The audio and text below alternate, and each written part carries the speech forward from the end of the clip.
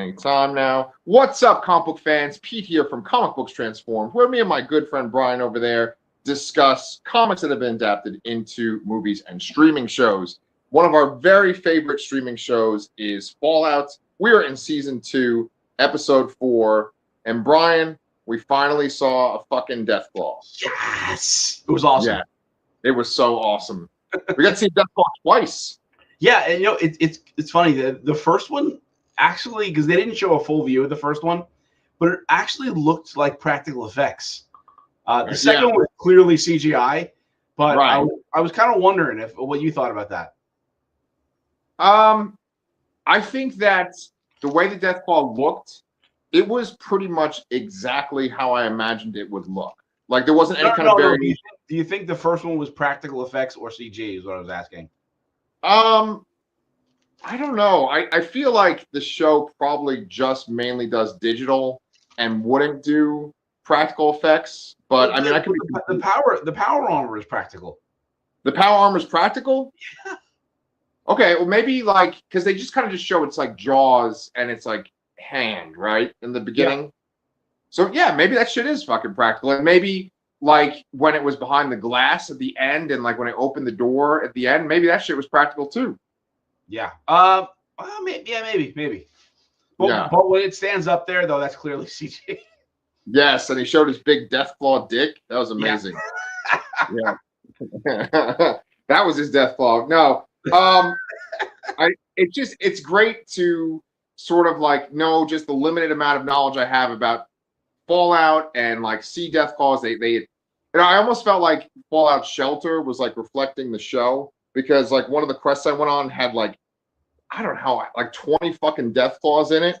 Like luckily I had like sent some of my highest level guys and they had really great guns and stuff. Yeah. But if I had sent like the minimum requirement that they were asking, they would have been like slaughtered. Yeah. You know. So do you have the Fallout TV show characters? Right now I have the Ghoul, Lucy, Maximus, and then the old woman from the first season who's like Mama June or something. I don't know. Yeah, I forgot her name too. Yeah. Okay. Yeah. But I know they were kicking ass when I used them. Yeah. I have like 97 dwellers, and some are about to give birth. So I think I'm gonna reach 100, and then I can get a Nuka-Cola factory. So I'm excited about that. Yeah, man. But yeah, let's talk about this show. Let's do our thing where we kind of break it up into different segments. We didn't get any Coop flashbacks this time. We got a lot. Yes, we did. What are you talking about? The opening scene with the Deathclaw. That's. Oh Jesus Christ, Brian! All right, whatever the fuck. Okay, you're right. The cold open is the scene. So like, where the fuck were they? Were they in like Korea? Anchorage. So that's they're in Alaska. Alaska, yeah. So that's like a famous lore battle. I guess in the Fallout universe, it's been mentioned in pretty much every game. I vaguely remember playing. I think you play a simulation of it in Fallout 3. Okay. I don't remember much about it, but I always remember Anchorage being important. So it is kind of cool to see that referenced. I guess. Anchorage, Alaska. That's where Scott Summers is from. That's right. Yes. Yeah. Our favorite X-Man who we got to see in the Avengers Doomsday trailer. The one we thought was AI. The one we thought was AI, but it was legit. Yeah. All right, so let's run with that because you know what? Like 17 people watch these videos. I'm just talking to my friend. Have you seen images from the 4th trailer? So that's the Wakanda one? Yes. Okay, yeah, so I've seen it, I guess. You've seen the trailer? I think I have. So it's basically just like I mean, can I say what I saw? Or do you care? No, say what you saw. Okay. And I want you to send me the link. I believe it's just like Shuri walking with the suit on. Namor's there as well, and they meet Ben Grimm in the desert somewhere. Okay. So the idea is that like Wakanda and I don't remember the name of their underwater city, but it's like Atlantis. But like basically, yeah, I don't remember what it is either. Something with an N. But they're like allied. I'm guessing. Yeah. Okay. So we could go on a little tangent and then we'll get back to Fallout. Who gives a shit? But like, what we're leading up to in the MCU is basically like the equivalent of Time Runs Out, which is like when all the other worlds get destroyed by the incursions. And Namor actually plays a pretty big role in those stories. So I like that he's in this movie, even though he's like a fucking rapist or sex offender or something. Oh my god, I forgot he was. Yeah. Yeah, yeah. that's the thing about. I'm sorry, I'll let you talk in a second. I apologize, but like that's the thing about like casting these people for like multiple roles over like such a long period of time, right? It's like they either end up being like some kind of creep or they die. Like, did you hear what happened to Evangeline Lilly? Yes, yeah, but that injury was from a while ago, and I guess she's just like saying what happened with her. Like she hit her head somewhere, and she suffered brain damage. Yeah, It had nothing to do with filming. It was just like in her life, like everyday life, I believe, right? yeah. Well, I mean, you could tell like the news articles and stuff like who they favor and who they don't like, because like the headline was Evangeline Lilly smashes face into a boulder. That was the fucking headline. I was like, okay. She has some questionable view on something. Was it like she like anti-vaxxer or something, or was she anti-COVID? Yeah. Not anti-COVID, but like like a non-believer or whatever. I don't know what you call it, dissenter. Yeah, it's like a COVID hoax. Like, I think COVID is a hoax. Yeah. I think that's what it was with her. Okay, but she's okay then. You're saying? I don't. I think she said like I think she has some brain damage, but like not. She's not like a vegetable. I don't think. Like. Oh, Jesus. I guess not if she's doing this interview. Yeah, but you know, Brian. Why can't I use like normal words? like why? No. It's appropriate. It's totally appropriate for our channel, man. But like, I guess it's a good thing that we interrupted our Fallout discussion to talk about the MCU, because I think I'm starting to actually get kind of excited about Endgame. Doomsday. But oh my god. Yeah. I both am and aren't. On one hand, it's like, oh my god, Cyclops is going to do something. He's going to have the classic Jim Lee costume. But at the same time, it's just like I feel like they're pulling out all these old things because they don't have faith in the last few things they did. Sort of. So I mean, like, I don't know. Like, it seems like they're trying to recreate what the cultural phenomenon that was Infinity War and Endgame, and I don't know if they can do it. Yeah.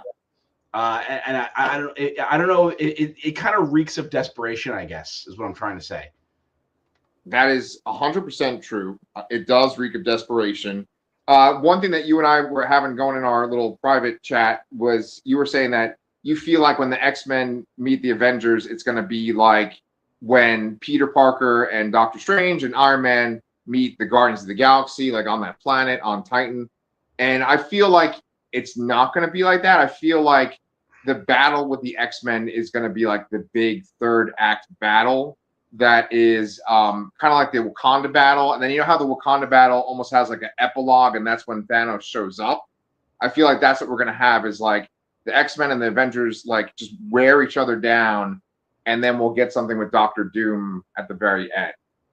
I mean, if we're going on Time Runs Out, the whole idea of that is that there are incursions, and like, one world has to go and one has to stay, sort of. Yeah. I don't know if they're gonna do that in the movie. I'm not sure.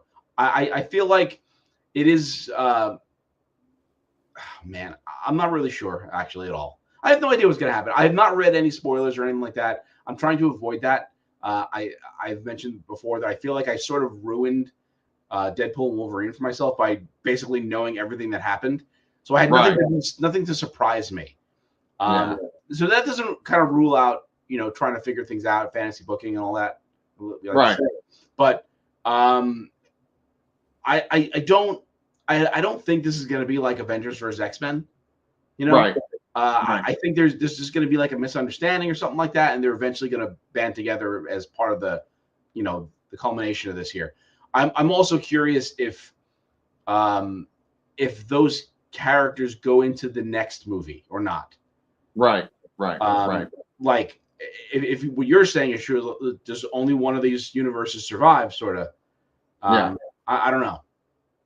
Well, I have one little piece of fantasy booking that if I'm right, it'll be kind of spoilery. Do you want me to say it or do you want me to hold on to it? Go for it.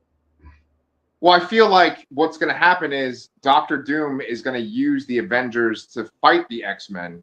Because you see, like, Sentinels, right? Like, when Yep. Cyclops is doing a big blast, you see, like, a Sentinel walking in the background. Yeah. And I feel like Doctor Doom, like, they're going to be aware of the fact that he looks like Robert Downey Jr. And so I think he's going to play it off like he's Tony Stark. And he's going to get the Avengers to take on the X-Men. And that's when it causes pretty intense battle at the end.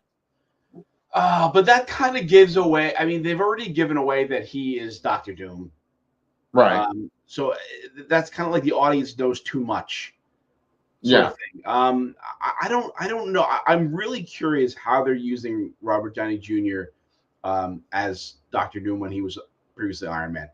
My favorite theory on that is that that Robert Downey Jr. in everywhere else should have been Doom, but this is like the one variant where he was good, and that kind of coincides with goes along with Doctor Strange going that one out of 14 million or something like that. Yeah. But that also doesn't quite make sense. I also think I'm just kind of leaning into things a little too much, just much like everyone did with that whole Stranger Things thing. Yes. Which wasn't true, which would have been really cool. So I think that we're manifesting something that's way too fantastical to actually be what's happening, and whatever is going to happen is going to be a lot more obvious. Yes. Oh, Brian, and you threw the word manifesting in there too. That was such a kind. I did that for you. Yes. Because you guys can go check out my video on my other channel, Aether and ATX, where I did a video about the Stranger Things Conformity Gate, and I talk about manifestation. That's what I do on that channel. You guys can go check it out.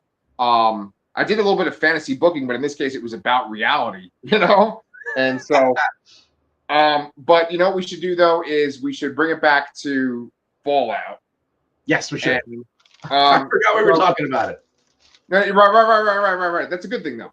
So we have this great entrance with Coop, and I knew that there was going to be a Death Claw showing up, and I knew that when those soldiers captured him, that a Death Claw was going to show up. And as soon as I heard that roar, I was like, they're just going to get fucking shredded. Right? Did you think the same thing? Yeah. I also really like the little detail where they called back to the previous season when Cooper met, God, it was one of the people working for those corporations. I forget what his actual name was, but he's like, I knew people that died in those suits because they were like kind of prototypes or early runs or something, and they were prone to malfunction. I like that they showed us that, and then they made that part of this whole scene here where he was like completely helpless, and then a Death Claw comes actually to his rescue. Right. Guy's pretty lucky, yeah. But I mean, that whole sequence is great. It kind of reminded me of Jurassic Park. It was sort of like this menacing, gigantic creature just like right near him. I also got Jurassic Park vibes from that opening, from that introduction there. So that was definitely inspired by that. Yeah. But it's great because basically they bookend this episode with, Cooper experiencing the Death Claw. It's in the past. It's also in his present as well. In between that, we have a lot of intrigue with the people in Vault, I guess, like 32 and 33. Yes. So they, so wait, 33 is, isn't it like Overseers, which is Betty 33 and Stephanie is 32? I think 33 is the one that Lucy's from. Everyone's originally from 33, right? Okay. Okay. So 33 is running out of water. Their water shed is malfunctioning, which again is like, that's the reason you leave the vault in Fallout 1. Right. Which is cool.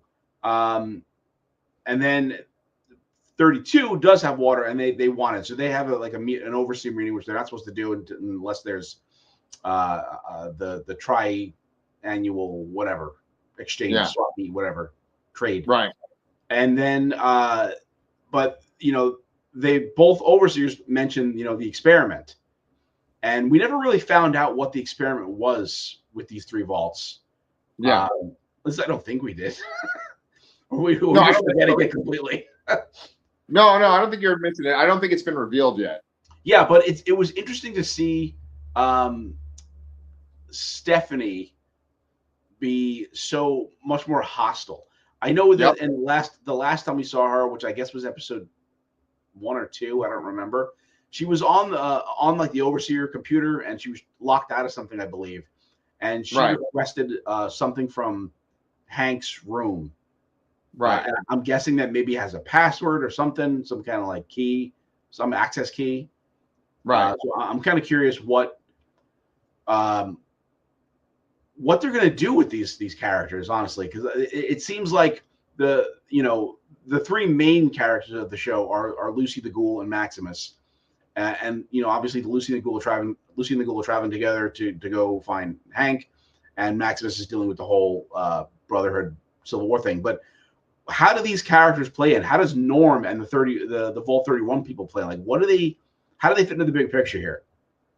Right. And we should talk about Norm and that interaction that he had with one of those people that he freed from cryosleep too, because that was really interesting as well. But I wanted you to clarify something for me first. So in the first season, Norm is looking at their computer records and he sees that some people are from Vault 31 originally, right? And that would include Stephanie and Betty.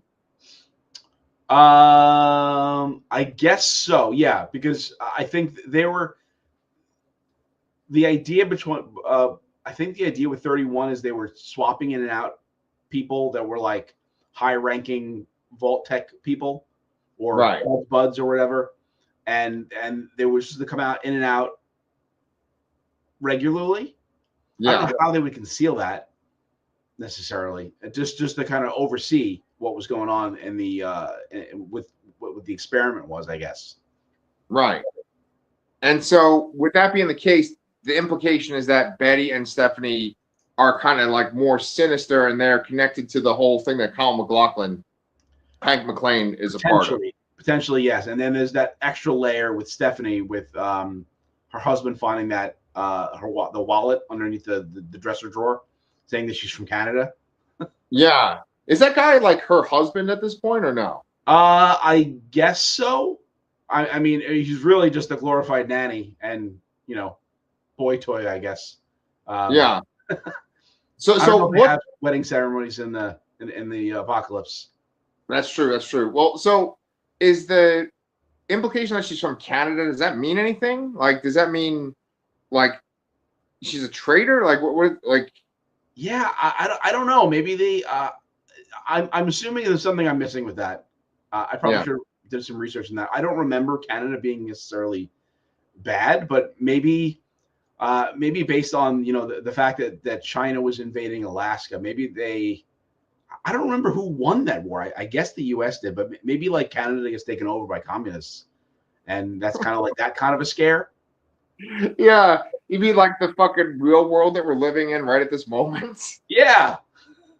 It's so funny because you're like saying things like, "Oh, I think China was invading Alaska and Russia was invading wherever." Now, it's like it just sounds like fucking media right now. Yeah, unfortunately, it does. Yeah. Okay. So we don't know about the whole Canada thing or the significance of that, but maybe we'll find out between these 2 episodes and this episode and the next one. We can talk about it next time. But basically, yeah, we've covered that. We should talk about Norm now and then his people that are on the surface. I did have a little bit of a fantasy booking idea with Norm, and then we got to talk about that guy that would deliver the lunches. But I'm going to tell you my fantasy booking idea real quick. So Norm starts talking to this one girl that he's freed from cryosleep, and there seems to be a little bit of chemistry there. Like they seem to be getting along. Great. And then I was thinking, is it possible that could be Cooper's daughter? Because don't they do this thing where they open up the cryo tubes like every 30 years and let the people out and then put them back in? Oh, no. I don't think that could be Cooper's daughter, because the comment she made was that when they're looking at that bridge, she was saying like a week ago, I drove across that bridge to come here. Oh, okay. So she wouldn't have been of age by the time they got in there. Okay, you But totally disagree with I could see why you would think that. It would have been interesting, and that would have been a good way to bring those two storylines together in a way. right. Because I have But no idea what they're doing. right. I have no idea what they're doing either. And I mean, full transparency, I didn't thoroughly understand that guy who approached Norm, and he was talking about the lunches and stuff and getting the lunches for the people that were kind of planning things. I didn't really see his logic. Like essentially, just by body language and stuff, I could pick up that he's like saying like, "Hey, I kind of was paying attention to the details about this, and I can tell that you're pretending to know something you don't know or pretending to be in charge." But I didn't know like what evidence he was using there. You know? I think he was trying to. I think he suspected him of not being who he says he is. So I'm talking about the lunch guy, the assistant guy. He's suspecting him of not being who he says he is, and he's trying to extract information to see if he knows what he should know. Where he mentions this phase 2 thing. Now, whether there's a phase 2, there actually is a phase 2 or not, it would be interesting if it wasn't. He was just making it up to see if he would bite on a lie. But it's maybe there is.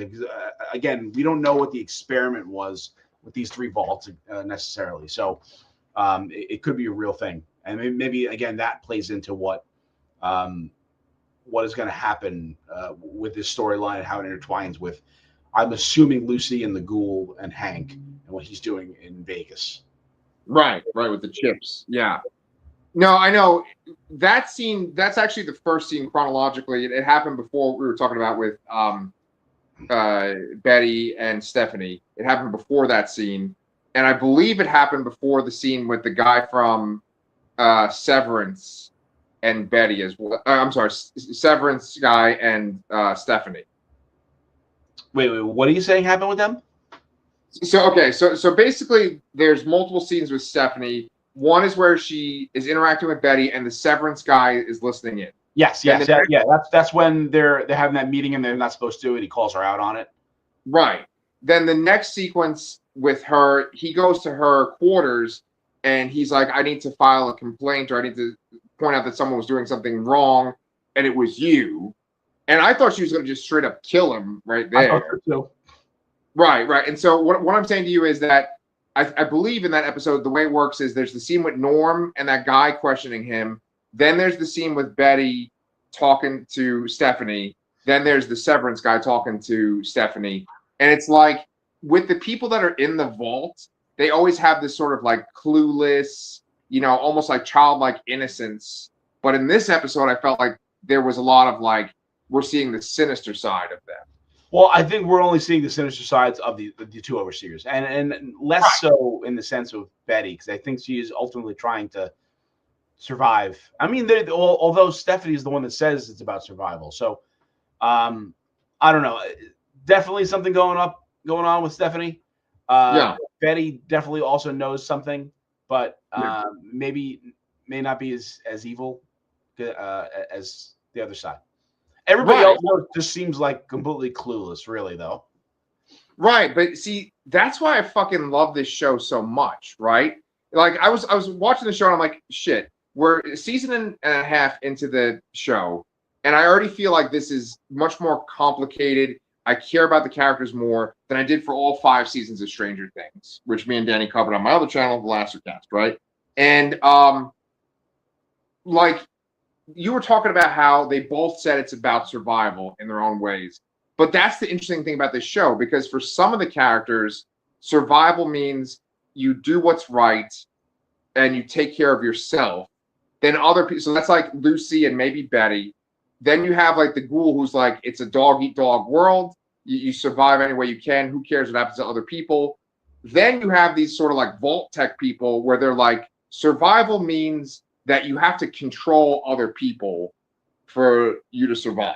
And I think that's so like interesting and deep and a reflection of the world that we currently live in. Yeah, that's a really excellent point. Thanks. I have those like once an episode maybe. But I'm sorry, dude, I've been talking so fucking much. I want you to talk about something that you found interesting or liked in this episode. Let's shift over to Lucy and the Ghoul, I guess, and her newly found drug addiction. Yeah. Yes. Perfect. Go ahead. Yeah, there was some good laughs out of that whole thing. So they wake up. Lucy wakes up in the NCR camp, and there still seem to be the sanest people on the show in a way. Right. They kind of mesh with Lucy a bit in the sense that they want to do what's right by people. They're that first camp that surviving means helping people live and literally survive. Right. But to get it up there, apparently they had to give her some drugs. Right. When we And- thought it was and I just a crusty IV, tube with some water, it was drugs. Right. Yeah. And that's a real interesting direction they're taking her character. I was not expecting them to go in this route. But I just want to point out real quick, that guy from the NCR is absolutely Uncle Rico from Napoleon Dynamite. Yeah. He's this character that's in all 3 seasons of White Lotus. And then Brian, here's a little twist. I was watching Monster Squad a couple of nights ago, and he's the fucking Wolfman in Monster Squad. No way! Wolfman's got nards? Yep, Wolfman's got nards. That's the same guy. Holy crap. I did not know that. Yeah. Knowing is half the battle. But let's talk about Lucy's fucking drug addiction. Yeah, so it's an interesting choice to have with kind of such a clean cut character, although she still won't curse and all that. And yeah, it seems like she's also kind of leaning into the ghouls rubbing off on her in a way. She's kind of moving into the camp where you do what you have to do, and it doesn't matter. But she's still kind of in between there. Right. I did like I was partially surprised that she wanted to charge in headfirst into Vegas, and rather than taking the safer route. It was the detour, but she just dispatches a bunch of ghouls rather handedly, and I really appreciated one of the last shots she does. It kind of does like a slow-mo bullet kind of shot, which is very reminiscent of how like the VAT system in the game, where you kind of calculate where you're going to shoot, and then if you get like a critical hit, it kind of does that slow-mo kind of shot thing. Oh, that's cool. I know that there's a shot like that with Optimus Prime in like Revenge of the Fallen. Oh yeah, like a Decepticon. With those ghouls, right? That she was just basically slaughtering, and then that last shot actually, I think it's really important to point out that like that last ghoul that she killed wasn't attacking her. It was sort of like just stumbling away from her, and she just fucking executes it by shooting it in the back of the head. Yeah, I still think it was a feral ghoul, but I mean, yeah, she didn't seem to care either way. Right. Well, what I was going to ask you though is, from a guy that's played the games, those ghouls looked kind of like Fallout Shelter ghouls, where you would like encounter them if you went on a mission. But like, do they have like greaser-looking, Elvis-looking ghouls in New Vegas? I haven't played it yet. Maybe it's nice tonight. I really got started, but I know I keep saying it, but But I also bought the first 2 games, and I want to play those too. I don't know what I should jump into first. I imagine there probably is some significance to those kind of Pomodoro greaser dudes, but I don't know it. Okay. So we can wrap up the Lucy and Ghoul discussion by basically pointing out that they're in Vegas at night, and the city's completely deserted. They don't really know why it's deserted.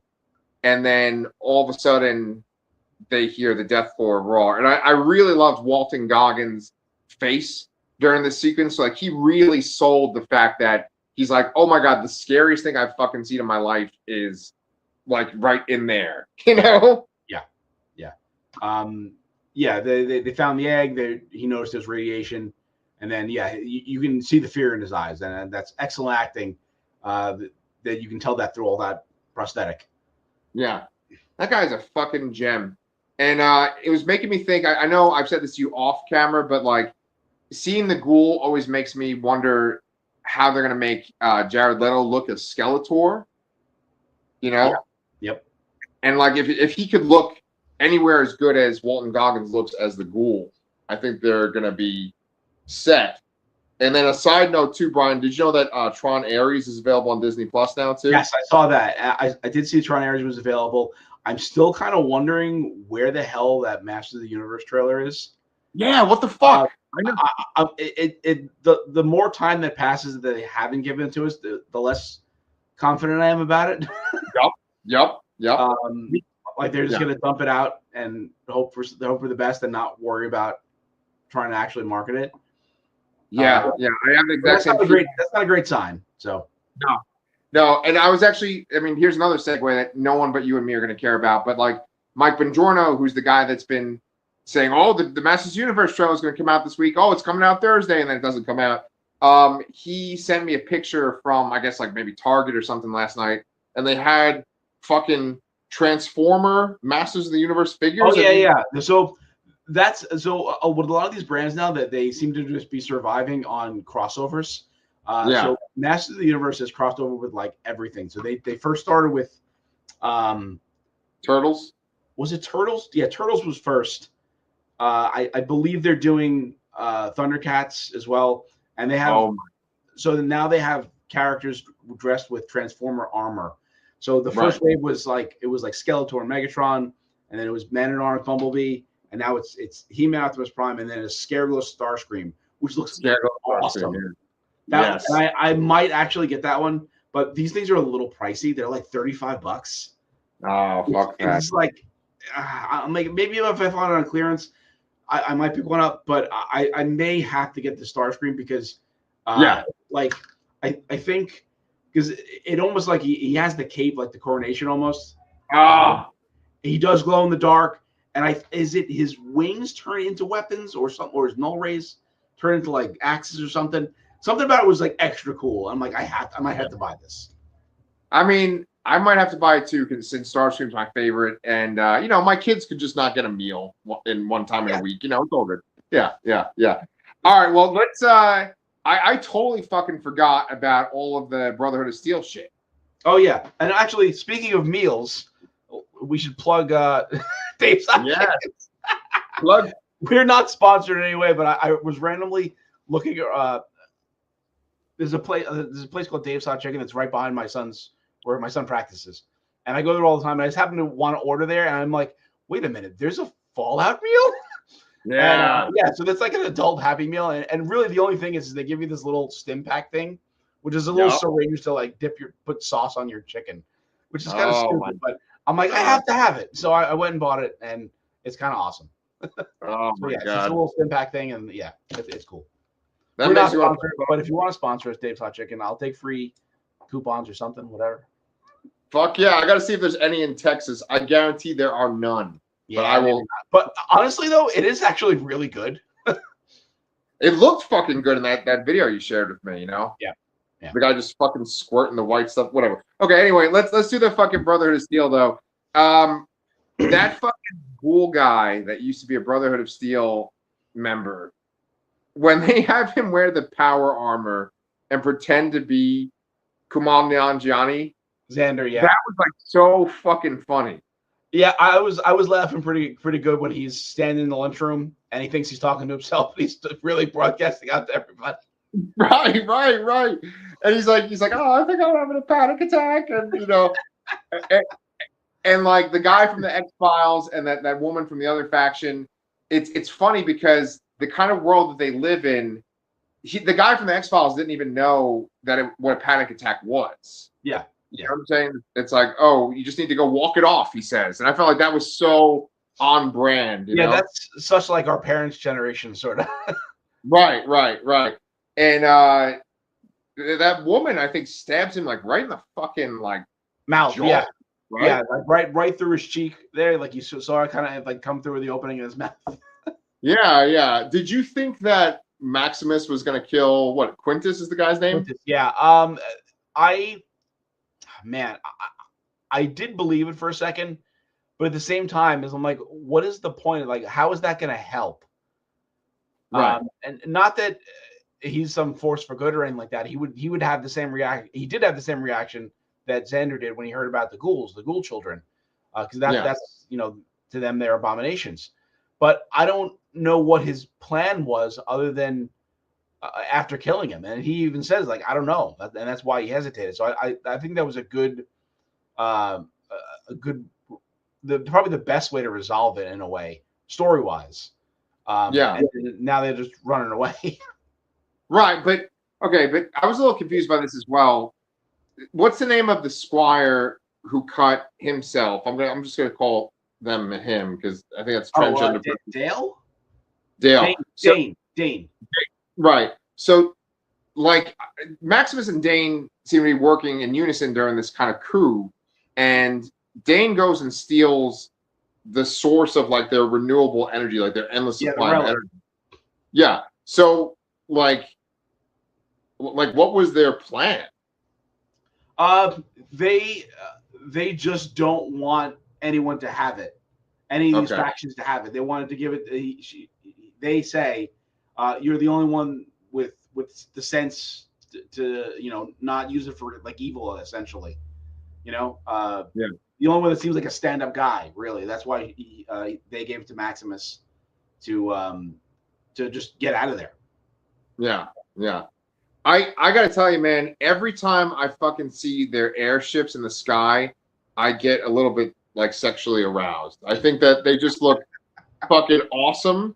And then there was that one shot in this last episode where Maximus and his friend are like running in the desert, and then you see like the airships like attacking each other, and then one of them starts to fall to the Oh, ground. yeah. I just fucking love that. I ate that shit up. Yeah, it has some kind of like, even this is like a sci-fi dystopian thing. It kind of has some kind of like steampunkish vibe, or like like a Zeppelin battle or something like that. It is. Right. They are really cool looking things. Yeah, they're like probably the most epic looking thing in the show. Yeah. Yeah. Okay. Well, did you have anything else that you wanted to bring up about this episode? No, I think that covers everything for us. Sweet. Okay, cool. Well, I hope that you guys enjoyed this. Brian and I are going to keep doing Fallout until the show's over for the season. We're also going to get together and talk about our best of 2025 at some point too. Like we're going to cover all the shows and movies that we covered last year and make our top 10 each. But that's it. So if you guys want to tell us what you thought about this most recent episode of Fallout, we'd greatly appreciate it. If you want to subscribe, give us a like. We'd love that as well. And just stick around. We will make sure that we get you addicted to our Deathclaw Dip.